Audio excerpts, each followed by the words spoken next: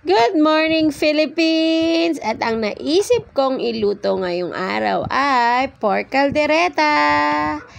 At ngayon guys, nagpakulo na ako ng karne ng baboy. Nilagyan ko yan ng salt and pepper para lumasa na at manuot na ang lasa sa karne natin. And anyways pala, meron akong tira na dating naming caldereta. So, i-add ko lang dyan. So, yan, pakuluan na natin. But for anything else, magluto muna tayo ng rice for life. Yan, nagluto lang ako ng 1.5 cup ng kanin. Dahil isa lang naman ang kakain yan at hindi po ako nagkakanin. Kaya, konti lang. Nakita nyo naman ang liit lang ng lutuan ko. Ayan, sinalang ko na muna dahil hindi pwedeng mawala yung rice para sa taong yun. Anyways, yan, kumukulo ng ating pork. Papatuyuin ko lang po yan para medyo lumambot na rin yung karne. Kasi napakadali lang ito at wala kahirap-hirap lutuin. At, of course, papadaliin natin at papasarapin natin ang ating caldereta. Yan. Dahil yan guys, natuyo na ang ating karne para lang adobo yan. Kasi nilagyan ko rin pala yan ng konting soy sauce. At hahatiin natin yung pork dahil hindi naman pwedeng lahat yan ubusin natin. Kailangan itabi nating other portion at i-ref natin. So, konti lang. Maghihiwa-hiwa lang ako ng ilang pirasong pork dahil kami lang naman tatlong kakain. Si Mami, si Jowa at ako lang naman. So, yan ang hiniwa ko sa maliliit lang ang karne para mas madali din siyang lutuin. So, ayan ang gagamitin natin.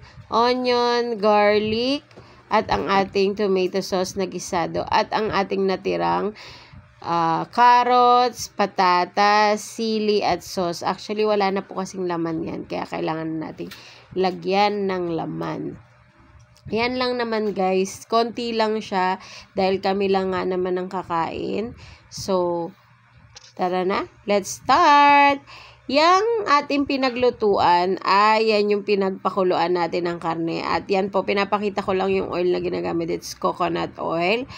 Yan po, lagyan lang natin ng konti. Wala pong dumi yan. Yan po yung pinagkuluan ng baboy. At dyan ko na rin po iginisa ang ating garlic para mas makuha natin yung lasa ng ating pinagpakuluan. So, ayan, igisa-gisa lang natin ang garlic hanggang sa mag-brown siya. Tapos, isunod na rin po natin ang onion. Ilagay na rin po natin ang onion dahil medyo brown-brown na rin naman ang garlic natin. So, yan. Lagay-lagay lang. Konting gisa-gisa, gisa-gisa at igisa ng igisa ng ginisa ng ginisa at igisa ang ating garlic at onion. Tapos pag okay na, ilagay na natin ang ating pinakuloang karne. Malambot na siya dati yan. So, mabilis na lang. Mas easy na lang. Hindi na natin ipapakulo ng matagal na matagal ang ating pork. Yan, gisa lang ng gisa. Nakita nyo guys, konti lang naman ang aking niluto. Para lang sa aming tatlo.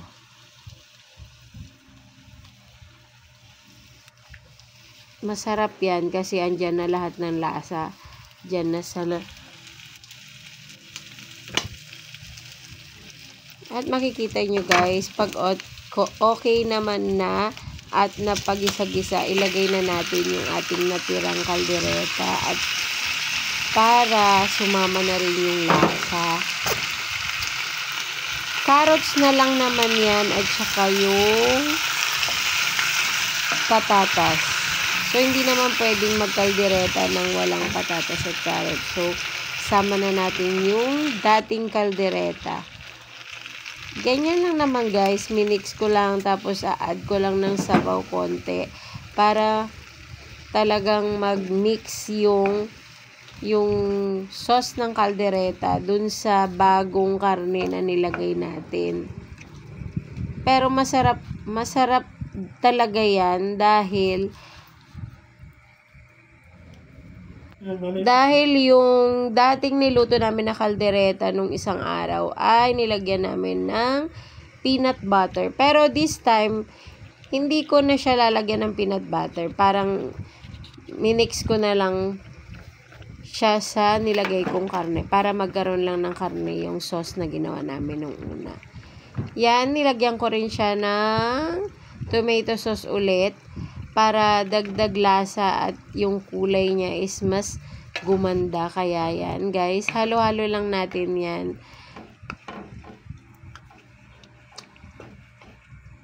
Halo-halo lang natin yan. At luto na rin ang ating rice for life na mga taong only rice. At syempre, meron pa akong iluluto, pampalit ko sa rice kasi hindi nga po ako makain ng kanin. So, magigisa tayo ng bawang.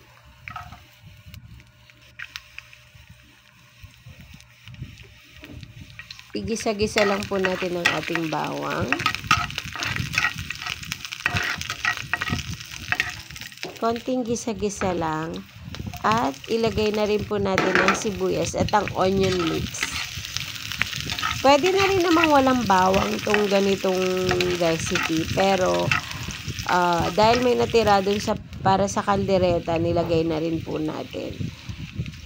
At, ilagay na po natin ang binating itlog.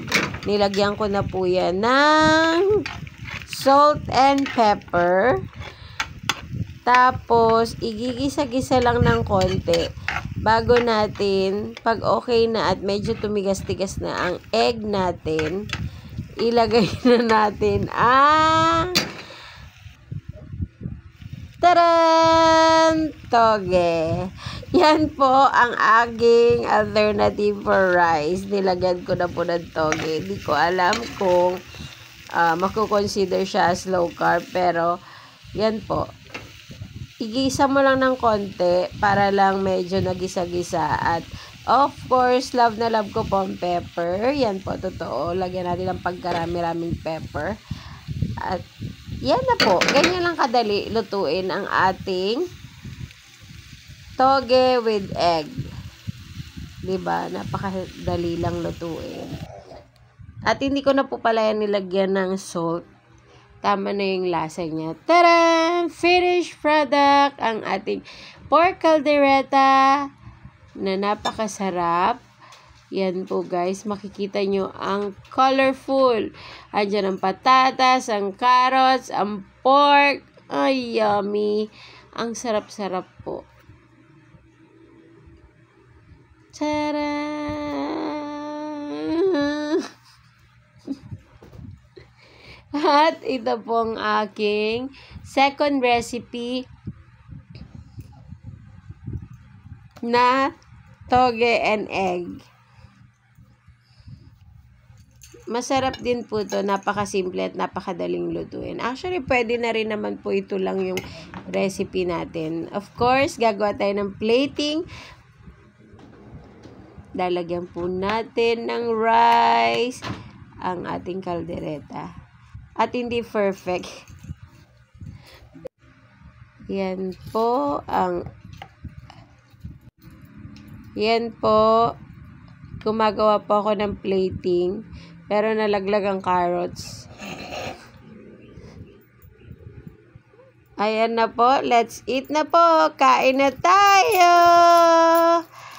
Yummy, yummy. Ang ating toge and egg and pork caldereta. Diba? Parang ang sarap-sarap. Well, anyways, that's our video for today.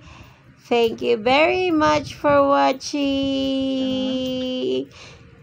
Yummy! Kain po tayo with, of course, with chili.